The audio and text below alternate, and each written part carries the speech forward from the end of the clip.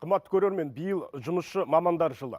Электрик дәнекерлеуші, сылақшы сынды ақыл мен күшті қатар қажет ететін мамандарға алдағы уақытта қандай жағдай жасалмақ? 2030 жылға қарай елімізде 1 миллион жұмысшы маман қажет болады.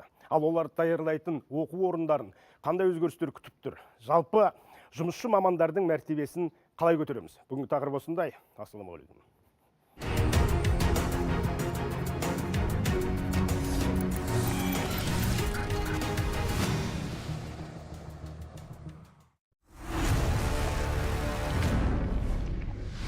Ұлттық арнада ашық алаң, студияда Ерғанат Көпжасар. Қош келдіңіздер, қымбатты спикерлер. Өздеріңізді бірінші таныстырып алсақ, оқу ағарту вице-министрі Еділ Оспан, тақырып тарқату үшін министрліктің өзі вице-министр жібергеніне рахмет айтамыз. Атамекен ұлттық кәсіпкерлер палатасы басқарма төрағасының орынбасары Тимур Нақыпбеков, Еңбек және халықты әлеуметтік қорғау министрлігі, Еңбек және әлеуметтік әріптестік департаментінің басқарма басшысы Шалқар Оразбеков, дәл осы министрліктен халықты жұмыспен қамту департаментінің басқарма басшысы Аялым Берекенова, ERG мен және колледждер альянсының жоба менеджері Олжас Мамырбаев, сонымен бірге біздің бүгінгі сурда аудармашы Жансұлу Алина. Жаңа айттық, биыл жұмысшы мамандар жылы деп. Жұмысшы мамандардың жылы. Бүгін үкімет отырысында дәл осы мамандарға қатысты, жұмысшы мамандарға қатысты мәселе кеңінен талқыланды. Оны кейін талқылармыз. Алдымен қымбат спикерлер, мына жерде тұрған алтауымызда қызметкеріміз, яғни жұмысшымыз. Мемлекетке қызмет етіп, жұмыс істеп жүрген азаматтарымыз. Ал жұмысшы маман дегеніміз кім? Осының басын асып алайықшы. Бәрімізге түсінікті болу үшін, көрерменге түсінікті болу үшін. Ол өте маңызды сұрақ. Жалпы еңбек етіп жүрген барлық азаматтарды жұмысшы деп атауға болады. Бірақ жұмысшы мамандық иелері бұл нақты біліктілікке ие, күнделікті өмірімізде пайдаланатын материалдық құндылықтар мен қызметтерді тікелей өз қолымен жасап жүрген мамандар. Яғни бұлар құрылыс саласында сылақшылар, өндірісте шеберлер, осындай бүгін мысалға осы бағдарламаны түсіріп жүрген кезде, осы бағдарламаны дайындап жүрген жарық берушілер, дыбыс берушілер, бұның барлығы да нақты өзінің біліктілігі бар жұмысшы мамандар деп аталады. Сондықтан бүгінгі таңда осы мамандарға деген қоғамда, экономикада үлкен тапшылық бар. Бүгін үкіметте ол сөз болды. Осыны ескере отырып, мемлекет басшысы биылғы жылды жұмысшы мамандықтар жылы деп атап отыр. Биылғы жыл осы жұмысшы мамандықтарды қалай қолдаймыз, қалай дамытамыз, қалай дайындаймыз, осы мәселені түбегейлі шешімдер қабылданатын болады. Бізде қандай мамандықтар бар жұмысшы? Жұмысшы мамандықтар дегеніміз біздің ұлттық кәсіптер сыныптаушы бар ғой, соның 6-шы, 7-ші және 8-ші топтарына жататын мамандықтарды айтамыз біздің министрліктің пайымдау бойынша. Енді 6-шы топқа жататын кәсіптер ауыл шаруашылығы, фермерлер, орман және балық шаруашылығы саласында қызмет ететіндер.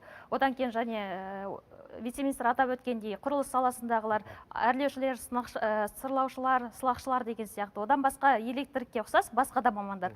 Одан кейін бізде 8-ші топқа өндірістік жабдық операторлары, құрастырушылары және жүргізушілер кіреді. Машинист, крана деген сияқты нәрселер. Тимур мырза, кәсіпкерлер палатасынансыз ғой, жаңа вице-министр айтты, бізде үлкен жұмыс мамандарына жетіспеушілік туындап жатыр деп. Неден туындады? Не себеп? Қалай ойлайсыз? Жалпы негізі бұл кәсіпкерліктің дамуы мен өндірістің талабы ғой, жылдан жылға өсіп жатқан өндірістің көлемі, жаңа мамандықтар пайда болып жатыр. Бүгінде үкімет сағатында сол мәселені бізде көтердік. Мысалы үшін жаңа жұмысшы маман дегеніміз не деген сұрақ қойып отырсыз ғой. Енді классикалық үлгіде ол жаңа кәсіби стандарттарға сәйкес бір жаңа вице-министр мырза айтып кеткендей бір дүниені өндіретін жұмысшылар. Колледждің дипломы болу керек, мысалы үшін орда. Бірақ бүгін біз бір мәселені көтердік. Қазір бізде 500 мыңға жуық жұмысшылар интернет желілер арқылы жұмыс істейді. Яғни мысалы соның ішінде такси жүргізушілер бар, оның ішінде курьерлер бар, мысалы үшін. Ол да үлкен бір жұмысшы топ деп айтуға болады. Енді оларды да біз мысалы назардан тыс қалдыруға болмайды. Айтайын дегенім, жалпы жұмысшы маман деген сөздің классикалық түсінігі бар, және де жалпы қазіргі заманауи түсінігінде кішкене кең де қарауға болады деп ойлаймын, жұмысшы маман. Жақсы, міне назарларыңызда механиктер, электриктер, слесарлар, дәнекерлеушілер, столярлар, кондитерлер, медбикелер, тігіншілер. Олжас мырза, осы мамандықтарға түскісі келетін жастар көп па? Қазіргі кезде ең басты мәселе осы техникалық мамандықтардың престижінің азаюы. Мәртебесі. Сол себепті біз өзіміздің жаңағы колледждер альянсының ішінде мәртебесін көтеру үшін бірнеше шаралар жасаймыз. Оған көтеру шараларына тоқталамыз. Көп па? Келгісі келетін адамдар, жаңағы біз көрсеттік қой қаншама мамандықтарды. Ізденіп, осыған түссем, мен сылақшы болғым келеді, мен электрик болғым келеді, мен автомеханик болғым келеді дейтін. Бар ондай балалар. Көп, мен статистика келтірсем болады ма осы ретте? Біздің министрлік орта мерзімді кезеңге жасаған қажеттілік бар ғой, экономиканың кадрларға қажеттілігіне сәйкес, бізде жалпы Қазақстанда 2030 жылға қарай 1,6 миллион кадр қажет, оның ішінде 1 миллионы, және сіздер атап өткендей, техникалық және арнаулы білімді қажет етеді. Оның ішінде тек 400 мыңы ғана жұмысшы мамандықтар бойынша қажет деп саналады. 2025 жылы мысалға 63,8 мың адам керек болса, жұмысшы мамандықтар бойынша, 2030 жылы ол 71 мыңнан аса деп күтіп отырмыз. Болжап отырмыз. Енді бүгінгі таңда енді вакансияларға тоқталатын болсақ, бізде ашық вакансиялардың саны осы мен бағана атап өткен 6-шы, 7-шы, 8-шы топтар бойынша 277 мың вакансия бар. Соның ішінде ең сұранысқа қажеттісі ол жәнегі слесарь және құбыр тартушылар бар ғой, сантехниктер, оларда 23,7 мың вакансия. Одан кейін өнеркәсіптердің құрастырушылар, оларға 9,15 мың вакансия бар. Одан кейін газ және су құралдарының операторларына 8,19 мың сұраныс бар. Электр өндірушілерге 6,5 мыңдай сұраныс бар деп есептеп отырмыз. Бүгінгі таңда вакансия бар сондай. Шалқар мырза, әлеуметтік әріптестік бар ма жұмыс мамандарының арасында? Әлеуметтік әріптестік, яғни жұмыс берушімен, сол колледждердің арасында. Рахмет.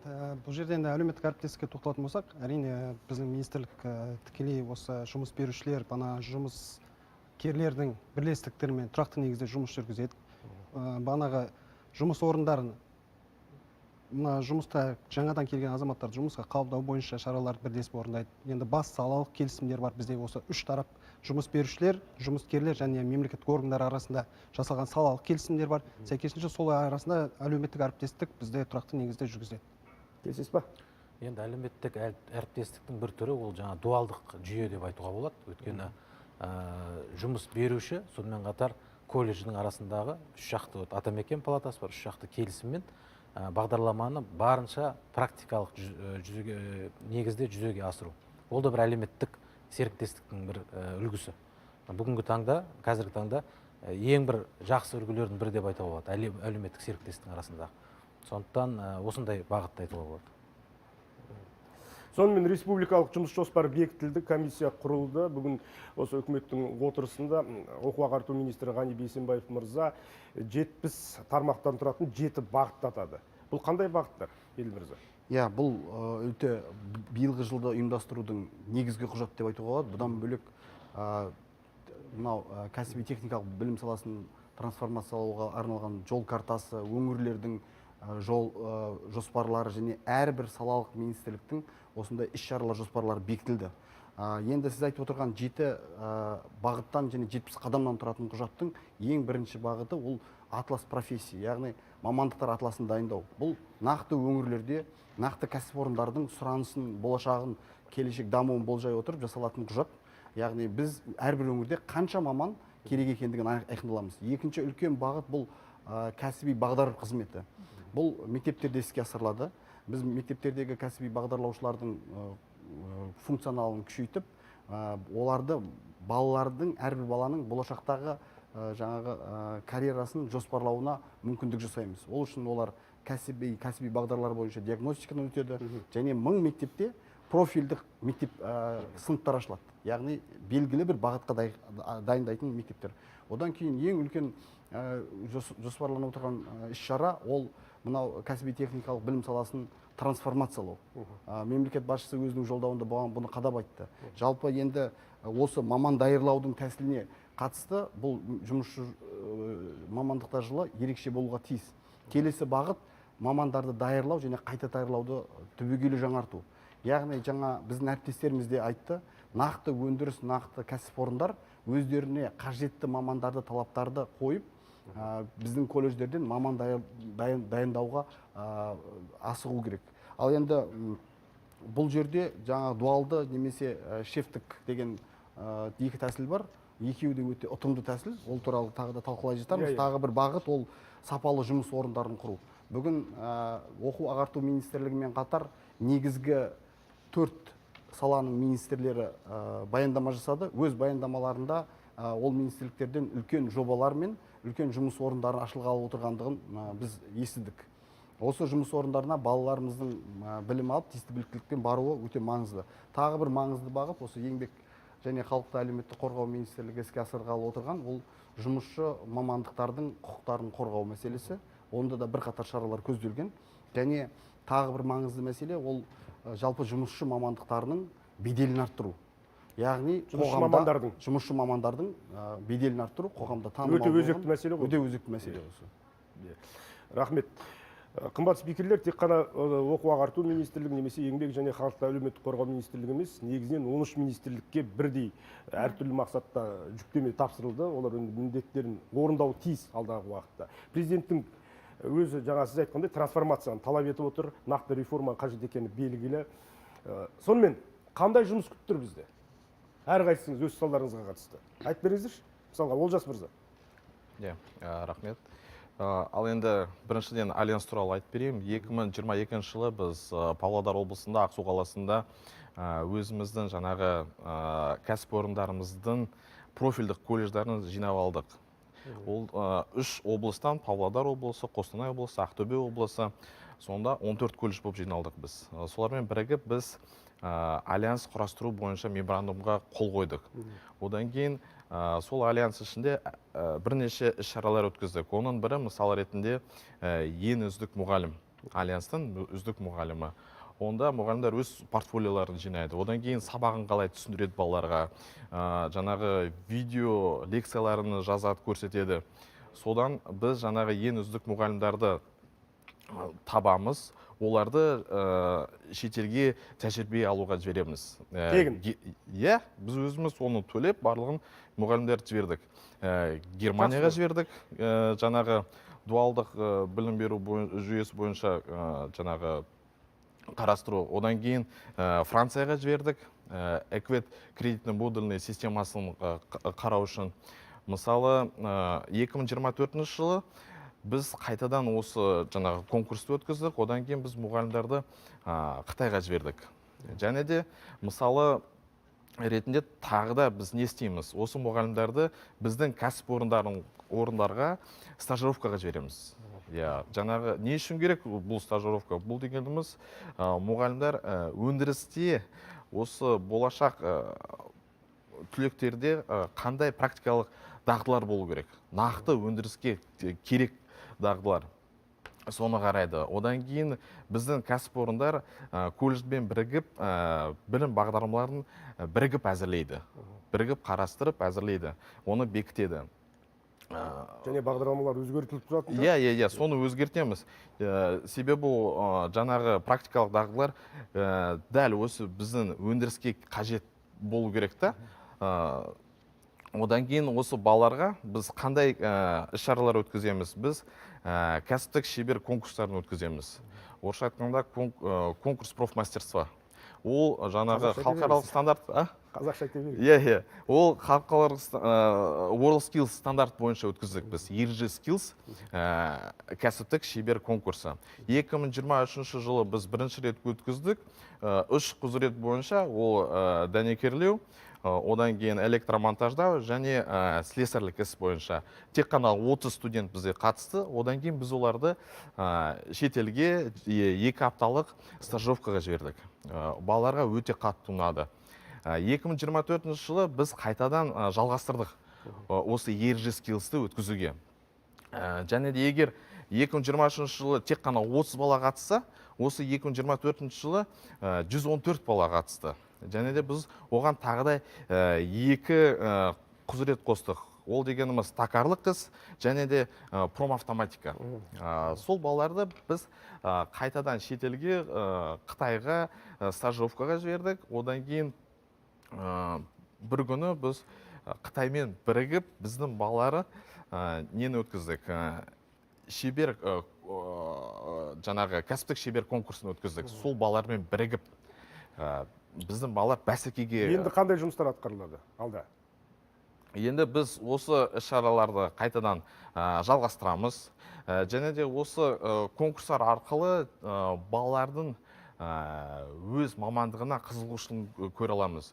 Және де олардың жаңағы практикалық дағдылары қай деңгейде көруге болады. Осындай конкурстар арқылы біз өзімізге кәсіпорындарымызға таланттарды алып аламыз да. Өз мамандығын сүйетін таланттарды шақырасыз. Иә. Рахмет. Шалқар мырза, не атқарылады биыл? Жалпы біздің министрліктің тарапынан келесі жылы жұмысшы мамандықтарды жұмыскерлердің жалпы құқықтарын қорғау бойынша осы ағымдағы жылы біраз заңнамалық өзгерістер енгізу жоспарлануда. Ол бірінші кезекте өздеріңіз білесіздер, жыл сайын мынау кәсіпорындарда 1000-ға жуық азамат жарақат алады, оның ішінде 200-ге жуығы адам өлімімен аяқталып жатады.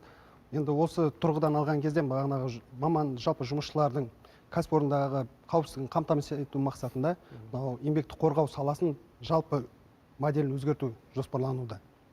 Енді бұл бірінші кезекте кәсіби тәуекелдерді анықтау, әрбір жұмыс орны бойынша бірінші кезекте кәсіби тәуекелді анықтау және кәсіпорын бойынша интегралды дейді. Жалпы 1000 азамат жарақат алды дедіңіз ғой, қандай мекемелерде көбінесе жарақат? Жалпы енді ол бана жарақат жыл сайынғы былай орташа есеппен алғандағысын айтып отыр, 1000. Енді әр жылы өзгеріп отырады ол цифр. Негізі өздеріңіз білесіздер, ол көбісінше мына өндірістік кәсіпорындарда бірінші кезекте мынау өңірлер бөлінісінде алатын болсақ, Қарағанды мынау өндірістік ошақтар көп өңірлер, сол жерлерде өндірістік жарақат көп алынады. Енді сол бана айтып отқан еңбекті қорғау жүйесін жетілдіру бойынша бірінші кезекте сол кәсіби тәуекелді енгізу, оған сәйкес автоматты түрде барлық мына еңбекті қорғау жүйесін біз автоматтандырылған жүйеге ауыстыруды жоспарлап отырмыз. Оның нәтижесінде бана қызметкерлерге берілетін сүт, жеке қорғаныш құралдар бәрі автоматты түрде анықталатын болады. Енді бұл өз кезегінде бана жұмысшы мамандықтарын белгілі бір салада өздерінің қалай айтсақ болады, кепілдіктерін қамтамасыз етуге бір мүмкіндік береді. Екінші кезекте мынау әкімшілік кодексте жалпы мынау еңбекті қорғау бойынша бұзушылықтарды күшейту, бана қолданыстағы бүгінгі әкімшілік айыппұлдарды 2 есеге шейін көтеру және ескерту түріндегі тәртіптік бана жауапкершілікті әкімшілік ауыстыру, оны бана әкімшілік айыппұлға ауыстыру, сондай шаралар көзделуде. Және үшіншіден бұл өздеріңіз білесіздер, бүгін көп жерде жалпы еңбек шартын жасамай азаматтар жұмысқа қабылдау, ол бана өз кезегінде Ауызша келісім. Ауызша келісім дейсіз. Ауызша келісім бар. Енді ол өзіңіз білесіз, өзі бір қатерлерге алып келеді. Егер банағы азамат жұмыс істеу барысында белгі бір жарақат алады, бана денсаулығына байланысты еңбекке жарамсыздыққа шығып кетеді. Сондай жағдайда әлеуметтік банағы тәуекелдер туындаған кезде мемлекет тарапынан берілетін мемлекеттік әлеуметтік сақтандыру қоры тарапынан берілетін кепілдіктерден айырылып жатады. Осыған байланысты біз жалпы еңбек шарттарын электронды форматқа ауыстыруды, ұжымдық шарттарды электронды форматқа ауыстыруды көздеп отырмыз негізі. Жақсы. Осындай бағытта біраз жұмыстар жүргізілетін болады. Және мынау халықаралық еңбек ұйымының 2023 жылы елімізге алғашқы сапар болды, бас хатшысының Уңбо деген мырзаның. Енді соның аясында мынау еліміздің халықаралық стандарттарға өзінің мүмкіндігін ашу мақсатында осы ағымдағы жылы лайықты еңбек бойынша халықаралық еңбек ұйымымен бірлесіп жоспар жасалатын болады. Аяулымхан, Мен кішкене қосып өтейінші, біз жалпы министрлік бойынша 20 іс-шараға жауаптымыз. Оның ішінде және Шалқар атап өткендей жұмысшы кадрлармен бұл кісілер тікелей істесе, біздің департаменттің аудиториясы, ол жәнегі білім беру ұйымдарының түлектері, одан кейін мектеп оқушылары, солар үшін біз мысалға айтып жатырмыз ғой баған бері өндірістік практика болады 3-4 курстарда немесе 2-3 курстарда. Соларға арнап біз электрондық еңбек биржасында жұмыс берушілер тауып беретін боламыз. Түгелдей өндірістік практиканың процесін электронды форматқа ауыстырамыз. Одан кейін жәнегідей бізде кәсіптік бағдарлау деп айтып жатыр ғой, жоспардың бірінші несі тармағы. Сол бойынша біз кәсіптік бағдарлау үшін біз мансап компасы деген программа істегенбіз. Сол мансап компасында арнайы техникалық және кәсіптік білім бойынша айдар ашамыз, сосын кәсіптік тестілеуді онлайн форматқа енгіземіз. Сонда осындай жұмыстарымыз бар. Өте маңызды сұрақ бар, бірақ қазір үзілістің уақыты келген екен бізде. Қымбат көрермен, тақырыпқа қатысты қоятын сауалдарыңыз болса, WhatsApp желімізге жазыңыздар, немесе төменде көрсетілген телефон нөміріне қоңырау шалыңыздар. Эфирдеміз. Жұмысшы мамандар жылы деп айтып жатырмыз ғой, осы мәселені талқылаудамыз. Бүгін үкіметте кеңінен бұл мәселе көтерілді. 5 министрлік деп айтып отырмыз ғой. Әрбір министрлікке үлкен тапсырмалар берілді. трансформация жүргізіледі бір сөзбен айтқан кезде. Бірақ тереңінен қарасақ, мәселе өте жетерлік. Шетке кетіп жатқан қаншама мамандарымыз бар өзіміздің. Осы мәселелерді талқылайық. Бізге WhatsApp желімізге бір өте маңызды сұрақ келген екен. Оқып берейінші. Қарасай ауданы Қаскелең қаласы орталық ауруханасында құрылысшы мамандығы бойынша жұмыс істеймін. Бізге қатысы бар бағдарлама бар ма? Біз де жұмысшы ретінде саналамыз ғой. Әлде үлкен кәсіпорындар мен мекемелерге қатысты ма? Негізі біз 4 жұмысшы бүкіл Қарасай ауданына қарасты амбулаториялар мен емханаларды жылдар бойы ауқымды жөндеу жұмыстарын жасаймыз. Жалақы 123 мың теңге дейді. Сұрақ бітті. Айта берейік па? Иә. Жоспардың 31-ші тармағына сәйкес, енді ресми түрде айтып жатқаным үшін кешірім сұраймын. Әрбір салалық госорган, оның ішінде денсаулық сақтау министрлігі де болады. Сол салалық госорган өзінің жұмысшы кәсіптер жылы бойынша өз жоспарын әзірлейді. Сол жоспардың ішінде жұмыскерлердің Мысалға, мына еңбек азаматтың жағдайын, құрылысшы, иә, дипломсыз жұмыс істеп жүрген болуы мүмкін. Құрылысшы болып. Жұмысшы маманға жата ма? жатады құрылысшы болса. Ол үшін бұл кісілер признанный квалификация дейді, біліктілігін тану процедураларына өту керек та, сондай. Қалай өтеді? Ол үшін бізде мысалға арнайы біліктілікті тану орталықтары бар. Алматы қаласында, сосын Астана қаласында. Енді біз осы жұмысшы кәсіптер жылы аясында тағы да 5 кәсіптік біліктілікті тану орталығын ашамыз. Оның ішінде 3-і қазақстандық стандарттар бойынша, ал 2-і халықаралық стандарттар бойынша ашылады. Осы жерден барып, өзінің жәнегідей біліктілігін танып, ресми түрде құжатты алса болады. Біліктілігін қалай танытады? Ол жерде арнайы тестілеу болуы мүмкін. Немесе кәдімгідей сынайды, ол шынымен де алған мамандығын өзі біле ма, білмей ма деген сияқты нәрсе. Тексерістен өтеді. Оған баучер беріледі. Бұл жерде тағы бір сұрақ болады. Сіз жаңа Мемлекет біліктілік тарапынан. тану орталығы Алматы мен Астана қаласында ғана бар дедіңіз. Тағы бір 5 жерде ашылады дедіңіз. Қай қалалар? Жоқ, тағы да 5-і ашылады Қазақстанда. Оны НПП атамекендер Осы жерде толықтырып кетейін. Біліктілікті тану орталықтары деген өткен жылы пайда болған ұғым. Негізі қазір кәсіпкерлер үшін диплом емес, нақты біліктіліктің тану керек, соның деңгейін білу керек жұмысшылардың. Сондықтан біліктілікті тану орталықтарын жеке компаниялар өзінің өндірістің базасында аша алады. Ашып, тестілеу арқылы өзінде бар құрал жабдықтарда жаңағыдай жұмысын тексеру арқылы сол мамандықтың шын мәнінде дәнекерлеуші болса, дәнекерлеу деңгейі қаншалықты екендігін тексеріп, сол мерзімге бәлкім ол қаншама жыл бұрын бітіріп, қазірге заманауи технологияға сәйкес білмеуі мүмкін. Соның бәрін тексеріп, өзінің жаңағыдай біліктілікті тану сертификациясынан өткізіп, содан кейін сол мамандықты, сол маманның сол сертификат арқылы басқа кәсіпорындарда соған сене отыра жұмысқа алынады. Алматы мен Астана болмағанмен біліктілігін танығаннан кейін ол азаматқа сертификат беріледі. Иә, сертификат беріледі. Ол маман болып саналады. Иә. Әрі қарай жұмысын істей алады. және қосып өтейінші, Алматы мен Астанада ғана деп жатырмыз ғой, бірақ жәнегі біліктілікті тану үшін алатын адамға баучер беріледі. Оның ішінде жәнегі тұруға, жол жүруге ақшасы кіреді. Жұмыс орны беру керек, Иә, жұмыссыз ретінде тіркеліп, мансап орталықтарынан баучер алса, мысалға, жәнегі Астана Алматы қаласына баратын жолының ақшасын мемлекет төлеп береді. Түсінікті. Бұл жерде түсініксіз мәселе мынау болып тұр. Мысалға, мен Шымкентте немесе Атырауда тұратын тұрғынмын, біліктілік тану орталығы қай жерде орналасқан? Оны қайдан табамыз? Қалай білеміз? Қалай барамыз? Оны біздің министрліктің сайтынан мансап деген бізде платформа бар, сол жерден көрсе болады. Біздің сайттан білуге болады, жеке кәсіпорындардың жанында құрылған біліктілік орталықтары бойынша. Бірақ бұл қазіргі қойылған сұраққа байланысты біліктілік орталығы бәлкім болған жауап болмауы мүмкін. Біліктілік орталығы жаңағы жұмыс іздеп барған кезде білімінің деңгейін білу үшін қажетті инструмент. Негізі сонымен қатар қысқа мерзімді дайындау курстары деген бар.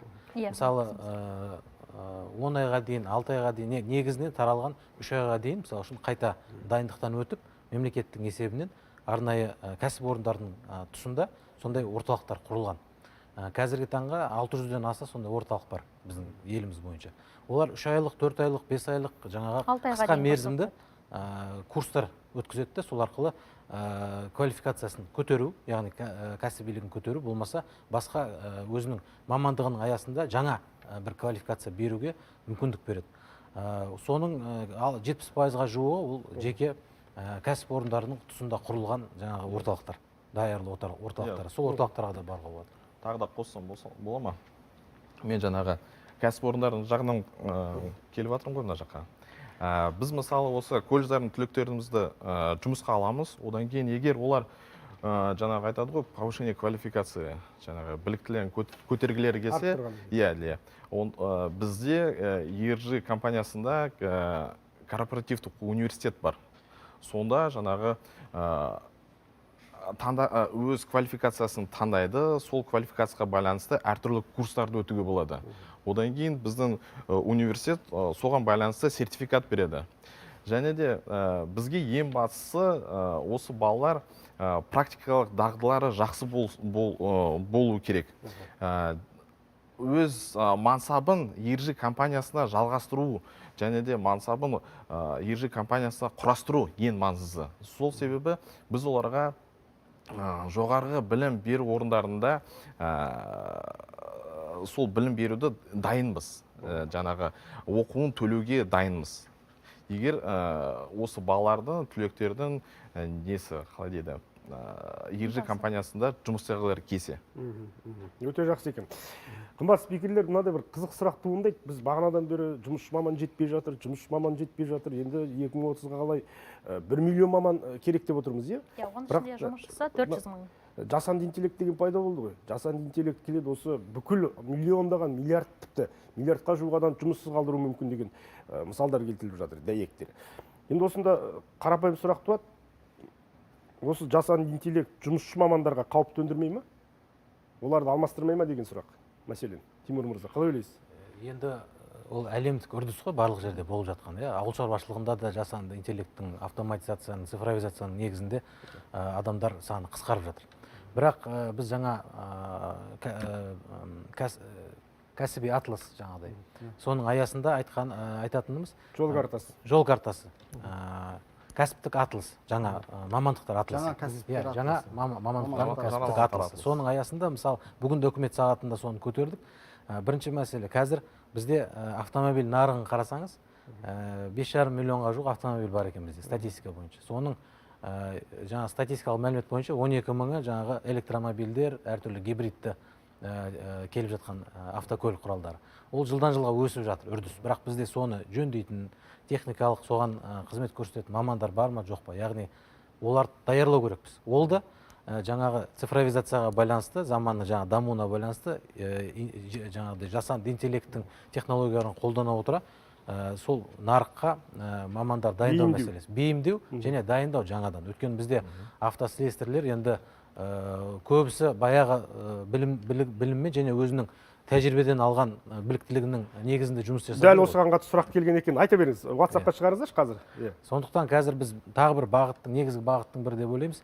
Жаңадан бізде бар мамандықтарды дамытудан бөлек, жаңадан туындап отқан осындай жаңа заманауи мамандықтарға мемлекеттік жаңағыдай дайындау, тапсырыс беру, сол мәселені қазір көтеріп отырмыз. Сол қажет деп. Біліктілікті арттыру, жеткізу, жаңарту дегенді айтып отырсыз ғой, өте өзекті мәселе. Колледж студентімін дейді. Қазір колледждегі мұғалімдердің біліктілігі өте төмен. Келеді, сабақ береді, кетеді. Одан кейін олардың жастар қартайып кеткен. Жастар аз. Жастар келсе де олардың білімі бізбен шамалас дейді. Сонда алдыңғы буын кеткен соң білімі орташа жастар келіп сабақ берсе, кәсіби маман қалай тәжірибе жинайды? Бәлкім кадр жағына реттеу керек шығар. Өте өзекті сұрақ екен. Бұны жазып отырған колледждің студенті. Рұқсат болса, мен енді бұл өте өзекті, бүгінгі заманауи мәселені көтеріп отыр. Бүгінгі үкімет отырысында оқу-ағарту министрі Ғанибек Тайұлы бұл мәселені ашып айтты. Бұл жердегі жаңа біздің алдында талқылаған дүниемен бұл сабақтас мәселе. Мамандықтар жаңарып жатыр.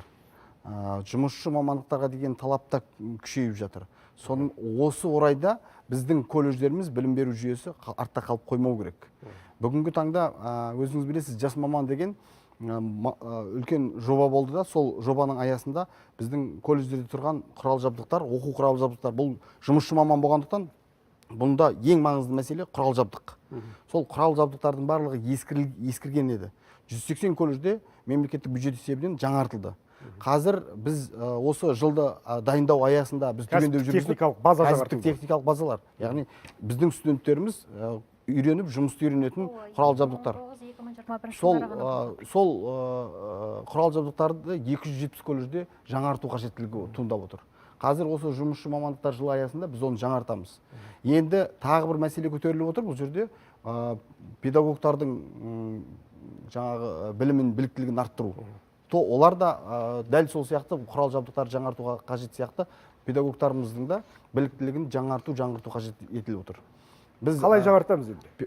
Педагогтарды қазір осы жылдың аясында бірнеше жобалар басталады. Бірінші жоба ол интернационализация дейміз, яғни колледждерді халықаралық деңгейге шығару, халықаралық сапа деңгейіне шығару. Осы жұмыстың аясында елімізде 10 колледж негізінен жаңадан шетелдік әріптестермен бірге құрылады, және басқа колледждерде де халықаралық талаптарға сәйкес бағдарламалар енгізіледі. Біздің колледждің мұғалімдері мынау кәсіпорындармен, әріптес кәсіпорындармен бірлесе отырып, шетелде біліктілігін арттыру, өндіріс орындарында біліктілігін арттырудан өтеді. Және өндірісте жұмыстап жүрген өндіріс шеберлерін колледжде сабақ беруге шақырамыз. Осындай жұмыстар жүргізіледі. 1,5 мыңнан астам колледж мұғалімдері біліктілігін арттырудан өтетін болады. Осы жұмыстардың аясында міндетті түрде колледждердегі жаңағы бағдарлама да, мұғалімдердің біліктілігін арттыруда, жалпы колледждегі менеджментте өзгеретін болады. Өте жақсы екен. Мен қосайын деп едім, жаңағы мұғалімдер туралы айтып отыр ғой. Біліктілігі. Біліктілігі бойынша. Сол себепті біз мұғалімдерді кәсіпорындарға өндіріске жіберу керекпіз, стажировкаларға. Біз мысалы ұсыныс болғанда біз оны әр жыл сайын жасаймыз. Мысал ретінде Хромтау қаласында Хромтау Тау-Кен техникалық колледжі бар. Ол Донской ГОК кәсіпорынмен бірге жұмыс істейді. Сол себепті солардың мұғалімдері Донской ГОКқа стажировкаға барады. Одан кейін жаңа айттым ғой, конкурстарды өткіземіз осы үздік мұғалім бойынша. Сол мұғалімдерді біз шетелге стажировкаға апарамыз. Не үшін? Олар жаңағы best practice дейді ғой. Соны қарап, Қазақстанға келіп, осы жаққа сіңіру керек. Одан кейін біз мысалы Қытайда болғанда, оларда колледж деген жоқ, оларда институт. Бірақ біздің колледждермен нелері бірдей системалары. Олар егер мұғалімді өндірісте 5 жыл жұмыс істемесе, олар мұғалім ретінде оны жұмысқа алмайды. Жақсылығы ғой. Соны айтайын деп едім. Және де келесі мәселе, жаңағы айтып қой, материалдық және техникалық базалар ескеріп жатыр. Сол себепті біз колледждермен бірге жұмыс істейміз. Біз олардың әлеуметтік серіктестері боламыз. Мысал ретінде жаңа Хромтау туралы айттым, қазір Ақсу туралы айтайын. Ақсу қаласында мысалы Жаяу Мұса атындағы колледж бар. Ол Евразиялық энергетикалық компаниясымен бірігіп жұмыс істейді. Сол кәсіпорын колледжға материал техникалық базасын жаңарту үшін қаражат береді. Тағы да мысал келтірейін. Жоғарғы түсті металдар колледжі Павлодар қаласында. Ол алюминий заводымен бірге жұмыс істейді Павлодарда. Ол да біздің Евразиялық топтың құрамына кіреді. Олар да сол жаңағы материал техника базасын жаңартуға қаражат бөледі. Бізге осы колледждармен жұмыс істеу өте маңызды. Материал техника колледждарда ол өндіріспен бірге сәйкес болу керек. Ол дегеніміз, бізде заводта қандай станок тұр, дәл сондай станок колледжда да болу керек. Тұру керек. Тұру керек. Тағы бір мәселе осында қосып кететін. Тәлімгерлік институт. Жаңа елімізде айтып кетті. Тәлімгерлік институт деген, мысалы үшін, бір кәсіпорында жұмыс істеп жатқан мықты маман, ол тәлімгер болу үшін оған қосымша тағы да педагогикалық біліктіліктер қажет. Сондықтан тәлімгерлік осы біздің осы жылда жоспарлап отқанымыз тәлімгерлік институтты дамыту арқылы 1200-ге жуық тәлімгерді дайындау осы жыл. Өйткені жаңағы біздің көрерменнің қойған колледж студентінің сұрағының жауабы жаңағы мұғалімдердің деңгейінің сәйкес болмауы ғой. Ол колледждегі мұғалім деңгейі сәйкес болу үшін практик болу керек. Кәдімгі іс жүзінде кәсіпорында станокта жұмыс істейтін сол практик болу керек. Ол практиктардың көбісі сабақ бере алмайды колледжде. Сондықтан тәлімгерлік деген институт бар. Соны дамыту осы жыл бізде жоспарымыз. Бұл жерде тағы бір өзекті мәселе, бізде 780 колледж бар, иә? 772. 772, 800-ге тарта дейікші. Солардың қаншасы кәсіптік техникалық? Қаншасы жекеменшік? Мәлімет бар ма? Бізде қаншасы мемлекеттік? Жалпы 400-ден аса колледждер олар мемлекеттік, қалғандары жекеменшік колледждер. Бұның ішінде гуманитарлық саладағы колледждер де бар, медициналық колледждер де бар, және өнер саласындағы колледждер де бар. Енді басым колледждер бұл техникалық мамандықтар бойынша бізде мамандар дайындайтын колледждер. Енді кәсіптік техникалық колледждер, мысалға мен айтайын дегенім, өз базаларын, техникалық базаларын неге өздері жаңартпайды? Неге міндеттемейміз біз? Мысалға ол бізде кәсіптік техникалық білім тегін ғой, Иә. Бізде тегін. Тегін. Осы сұрағыңызға жауап беріп мемлекет ақша төлеп отыр. Оның үстіне биыл мысалға бұрын 437 мың теңге болса, биыл 1 қыркүйектен бастап 912 мың теңгеден ақша бөледі. Бір маманды дайындау үшін 1 миллионға жуық теңге ғой. Яғни біз талап етуге, мемлекет талап етуге, үкімет талап етуге құқылы бұл жерде. Әрине. Бұл колледждердің материалдық техникалық жарақтандырудың бір тәсілі. Ал тағы бір тиімді тәсілі осында әріптестер атап өтті. Бұл мынау кәсіпорындар мен колледждердің бірлесе жұмыс істеуі. Бұл өте маңызды. Біріншіден бұл бірлесе жұмыс істеуден екі жақта ұтады. Колледждер мемлекеттің есебінен маман даярлап отыр. Ал кәсіпорындарға мамандар қажет. Кәсіпорындар, үлкен кәсіпорындар өзінің құрал жабдықтарын колледжге алып барып орнатса, дәл сол құрал жабдықта жұмыс істей алатын маман ертең оларға өндіріске келеді. Екінші бір тағы бір мәселе, кәсіпорындар, колледждеріміз бүгін заңнамалық тұрғыдан барлығы жасалған, олар дайын. Қандай маман керек екен, мамандарға қандай талап қойылатындығын кәсіпорындар айтатын болса, колледждер оны жасап беруге дайын отыр. Енді бір мысал өмірден айтып кетейік. Жаңа Хромтаудағы колледжді айтайық. Хромтаудағы өндіріс орындары, кен орындары бар екені белгілі. Сол кен орындарын бұрын операторлар аяғымен жүріп кенді бақылайтын болса, кейін колледжбен екеуі бірлескеннен кейін дронда бақылау арқылы дрон операторын мамандығын ойлап шығарды. Сол бағдарлама жазылды. Қазіргі таңда Хромтау колледжінің базасында дрондар жиналады. Арнайы сол кен орындарын бақылауға арналған. Және оны оқытатын бағдарлама бар. Және оны іс жүзінде іске асыратын жаңағы тәлімгерлер бар өндіріс орындарында. Яғни жыл сайын өндіріс орны өзіне қажетті дрондағы операторларды алып отыр. Мемлекеттің есебінен. Бұл жерде біз бірдекілі колледжді мысалға келтіріп отырмыз ғой, бірақ біз жаңа айтып отырған 400-ден астам мекеме оқу орындарын қайтеміз. Олардың базасын қалай жаңартамыз? Біз міндеттей алмаймыз ғой, жаңағы зауытқа, фабрикаға, кәсіпорынға сен мынаның барып несін техникалық базасын жаңартып бер дейді.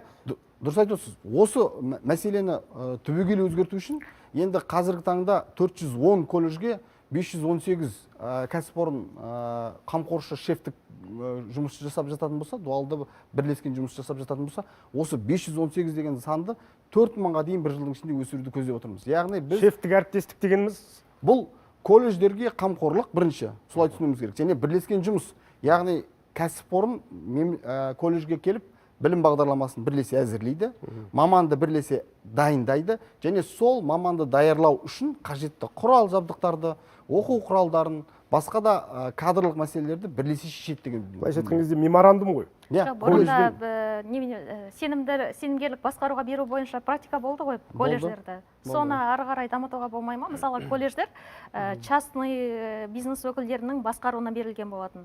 Сондай болған кезде, мысалға, материалдық қамтамасыз ету де болады. Одан кейін қазіргі уақытта біз баған бері жасанды интеллект деп айтып жатырмыз ғой. Оқу процестеріне және виртуалды оқыту. Мысалға, онлайн компьютер алып, содан шлемдер алып, кәдімгідей онлайн курстар да көрсетеді. Мысалы, қалай слесарь ретінде жұмыс істеу керек, қалай және сварочный аппаратпен жұмыс істеу керек деген сияқты қазір оқу түрлері бар. Может, осындай оқуларды қолға алу керек. Деген ұсынысты үзілістен кейін талқылаймыз, қымбатты көрермен. Тікелей эфирдеміз, әрі қарай жалғастырсақ, жаңа Аяулым ханым колледждердің мысалға техникалық базасын жаңарту үшін біз сол колледждерді зауыт фабрикаларға, мекемелерге, кәсіпорындарға сенімгерлік басқаруға қатысты ұсыныс жасады.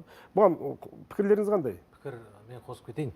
Сенімгерлік басқаруға беру бойынша тәжірибе осыдан 2-3 жыл бұрын болған. Бір еліміз бойынша 5-6 колледжді берілді сенімгерлік басқаруға, бірақ бұл 100% ойдағыдай болған жоқ деп айтуға болады. Не себепті? Біріншіден, үлкен компания болса, ол толығымен колледжді сенімгерлікке ала алады, мүмкіндігі бар болса. Алпауыт компания. Үлкен алпауыт компанияға ол мүмкіндік. Ал егер үлкен емес орташа компания болатын болса, ол тек қана оған бір ғана мамандық, мысалы үшін 3-4 қана мамандық қажет бәлкім өзіне дайындауға. Ондай болса, ол басқа мамандықтарға мысалы үшін көңіл бөлуіне мүмкіндік болмайды. Қаржылай да басқа да мүмкіндігі болмайды. Сондықтан бұл тәжірибе ары қарай трансформациялана келе, қосымша қазір пайда болды тікелей өзінің тапсырысын беру арқылы маман дайындау.